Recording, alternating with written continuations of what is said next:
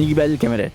اول حاجه لازم تعرفها هي ان كل النسخ بتيجي بكاميرا 48 ميجا بكسل اساسيه، وكل النسخ جايه بكاميرا اماميه 18 ميجا بكسل، وكانوا بيقولوا انها اوسع واحسن في التصوير. بس الاختلاف ان ال 17 العادي الكاميرا الاساسيه 48، والكاميرا اللي هي التليفوتو 12 ميجا بكسل، والاير بيجي بكاميرا واحده اساسيه اللي هي 48 ميجا بكسل. مش هتاثر معاك قوي في التصوير والفيديوهات سواء 4K 60 هرتز، ومش عارف هل هيبقى فيها فيديوهات 4K 120 هرتز ولا لا. ولو على البرو والبرو ماكس فالكاميرات الخلفيه كلها بتيجي ب 48 ميجا بكسل.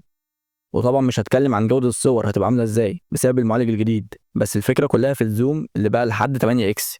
يعني سواء جبت الايفون اير او ال 17 العادي او البرو والبرو ماكس، تجربه التصوير مش هتختلف قوي غير في الزوم اللي موجود في البرو ماكس، لكن كجوده صور او فيديوهات فلا كويس جدا. وغير كده في حاجه موجوده في البرو ماكس بيقولوا انه بيصور دلوقتي برو فيديوز، يعني ممكن تستبدله مكان الكاميرا الاحترافيه.